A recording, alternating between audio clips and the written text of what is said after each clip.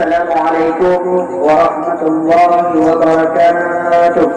Waalaikumsalam warahmatullahi wabarakatuh. Innal hamdalillah nahmaduhu wa nasta'inuhu wa nastaghfiruh wa na'udzu billahi min shururi anfusina wa min sayyiati a'malina. Man yahdihillahu fala mudilla lahu wa man yudlil fala hadiya lahu. Asyhadu an la ilaha illallah wahdahu la syarika lahu wa asyhadu anna Muhammadan abduhu wa rasuluhu la nabiyya ba'dah. Amma ba'du. Pertama-tama mari bersama-sama kita kirim, kita panjatkan puji beserta dengan syukur kehadirat Allah Subhanahu wa taala yang mana oleh Allah yang mantap disyurahkan kudrah dan iradahnya kepada kita bantan sehingga kita mendapatkan usaha budaya yang kita cintainya dalam rangka kita menuntut ilmu agama sebagai instrumen kita untuk mendekatkan diri kepada Allah Subhanahu wa taala. Selawat beserta dengan salam mari kita kirimkan, kita alamatkan kepada junjungan alam yakni Nabi besar Muhammad sallallahu alaihi wasallam. Tauladan kita dalam beramal, uswah kita dalam beribadah, dan contoh kita dalam bekerja. Dan yang mana oleh Rasulullah yang telah mampu membawa umat manusia dari alam jahiliyah yang menyembah Latta dan Uzza sehingga membawa umat manusia kepada agama Islamiyah yang menyembah Allah Subhanahu wa taala.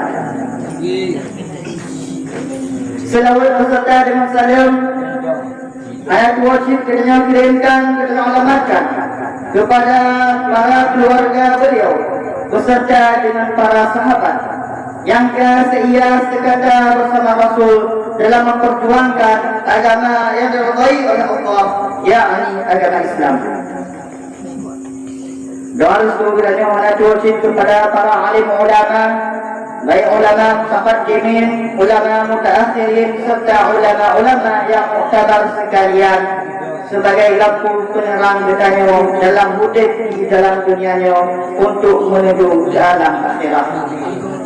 Kata-kata ketakdiran wa ikraman yang kamu muliai Al-Mukarram Al-Marhum Abu Rikubah, Allahumma ghafir lahu, dan yang kamu muliai Al-Mukarram Agung selaku Rais Am Pimpinan Pondok Pesantren Darul Ulum beserta dengan keluarga, dan yang kamu muliai kepada seluruh Dewan Guru baik uruk maupun malam yang matang sudi diraih Tukuruno Gedanyo dengan tanpa lelah dan tanpa mengharap imbalan sebesar apapun.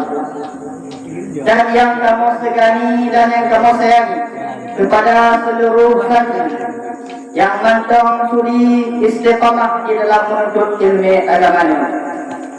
Dan terima kasih ucapkan kepada Tengku Protokol yang diberikan peruntukan untuk acara pada malam yang berbahagia.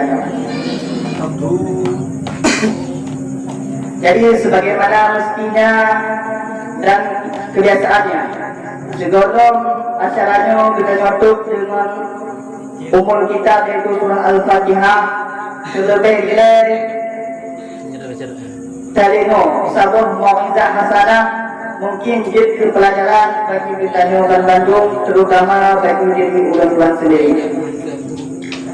Santri-santri sidang jamaah muazzarah yang dirahmati Allah. Sebuah hadis Rasulullah sallallahu alaihi wasallam yang dinukil oleh Syekh Nawawi Al-Bantani dalam kitabnya, yaitu kitab Nasaihul Ibad. Rasulullah sallallahu alaihi wasallam berkata, "Sayati zamanun ala ummati yafirruna minal ulama wal fuqaha fayabtalihumullahu ta'ala bi thalathin bariyah.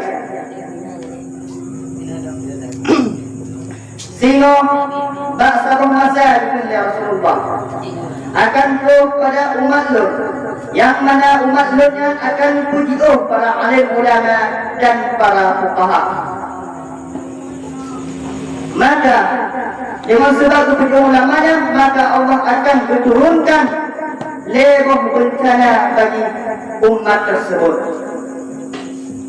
Nampaknya prediksi Rasulullah SAW mulai terkalon pada zamannya. Baru mengalirkan orang-orang yang dah pujiuh ulama. Bahkan kon tingkat sekian tu, kata tingkat surah benci ulama, mencaci ulama dengan berbagai macam cara, baik melalui secara langsung maupun dengan ulang jino kala media-media digital, iaitu melalui media-media sosial.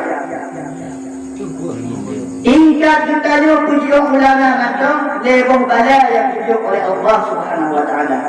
Coba kita bayangkan sendiri. Kita mencaci ulama, ataupun mencaci ulama dan menghina ulama, pada apa yang akan tujuh kepada orang tersebut? Maka oleh karenanya kita semoga terhindar daripada fitnah-fitnah tersebut. Karena para alim ulamanya kon diangkat derajat oleh rohnya sendiri, tetapi Allah roh yang mengangkatnya. Sebagaimana dalam surah Al-Mujadalah ayat 7. Yarfa'illahu alladhina amanu minkum walladhina utul ilma darajat. Sungguhnya Allah akan angkat derajat orang beriman dan orang yang mempunyai ilmu beberapa derajat. Jadi ulamanya akan diangkat roh-roh, derajatnya akan diangkat roh-rohnya, tetapi Allah roh yang mengangkat derajatnya. Kenapa kau? Karena ulamanya adalah orang yang paling takut kepada Allah. Di antara hamba-hamba Allah, nanti ulama sunyon yang paling takut kepada Allah. Sebagaimana firman Allah dalam surah Al-Fatir ayat 28 yang artinya hanya saja orang yang paling takut kepada Allah di antara hamba-hamba Allah, yakni ulama. Kenapa kau? Karena ulamanya kagumi Allah, kema'rifat Allah, kagumi sifat Allah, af'al Allah. Dan katanya anda takut kepada Allah, anda terlalu takut kepada Allah. Kenapa kau? Karena katanya hanya terlalu mengenal apa ataupun sifat-sifat Allah. Tadi kamu contoh lagi katanya merumpok siro limau. Siro anak ni yang merumpok limau bagi bak. Imam-imam dikui, ibu gilinyong, ibu terbutu tahu. Tetapi dia dah jauh untuk kata kuli kibang limau. Tak takut limau, tak kalah macam tapung limau. Bukan daripada limau. Tapi yang nak dia terbutu limau. Kenapa kau? Dipikiran namanya nak mi'ong jumbo. Fikir mi'ong tambah lagi mi'ong mali. Tapi kita nyawa kerana kena limau dapat membunuhmu, maka kita nyawa video. Menantu tamsilan ulama yang kagumi Allah, maka ulama tersebut akan takut kepada Allah. Boga kuno nalebo pada orang yang puji ulama. Yang pertama, yarfa'ullahu barakatah min kasbih. Diangkat oleh Allah berkat daripada usaha-nya. Padung ada kaum pada masa kini le pekerjaan, le usaha-usaha yang katanya berluti, tetapi keberkatan daripada usaha tersebut halal. Bahkan pada zamannya belum media digital terlalu maju, pekerjaan makin maju, mulai daripada YouTuber sebagai pekerjaan, gamer, Facebooker, selebgram dan yang lain-lainnya. Tapi dia jangan boleh pekerjaan yang ada itu cuma petani, polisi, guru. Yang kita jalan. Tapi berkat dia karena takon, karena unjamun tu ulama. Tetapi kita Urut dah mulai tujuh ulama sehingga nasihat-nasihat nak kecoleh sehingga rezeki yang kau dapatkan yang hanya berkat sehingga hanya dipergunakan ke jalan Allah. Yang selanjutnya, yang kedua, bala yang akan tujuh oleh Allah kepada umat Nabi Muhammad apabila kamu mulai ikuti ulama nak yusallitullahu ta'ala alaihim sultanan zalima, akan bertuh oleh Allah salah siro sultan yang zalim, adapun penguasa yang zalim. Apabila kita nak puji ulama, maka kita nak wajib, maka kita akan diutus oleh Allah siro pemimpin yang zalim. Kenapa? Dalam wajib pemilihan pemimpin ada katanya ulama pakiban ciri-ciri pemimpin yang ada, sehingga dengan hidupkan suatu hubungan atau bertanya kata pilih pemimpin yang zalim. Maka yang selanjutnya yang kalian aku ya khuruju minat dunia bi ghairi iman, yang kalian aku bala yang akan tujuh oleh Allah aku tubik daripada dunia dengan hana iman. Nyawa aku salah satu bala yang paling kita takutkan. Nomor dua cuma kaitan dengan dunia. Tapi yang kelima, apabila tujuh balanya bagi kita, maka dia akan tubik daripada Islam, tubik daripada dunia hanya dengan iman. Yang paling kita takutkan. Maka oleh sebabnya, mari kita sama-sama kita kudo ulama, cakapnya ulama kita karena alam daya. Kaya sampai dia puji daya, karena alam dayanya mame urun-urun yang mumpung masalah agama. Mungkin hanya enak tu yang dapat Tuhan sampaikan. Mari kita tutup acara pada malam yang berbahagianya dengan sama-sama kita niatkan dalam hati kita baca tentang surah Al-Fatihah. Al-Fatihah. Rahmatullah. A'udzu billahi minasy syaithanir rajim. Bismillahirrahmanirrahim. Alhamdulillahi rabbil alamin.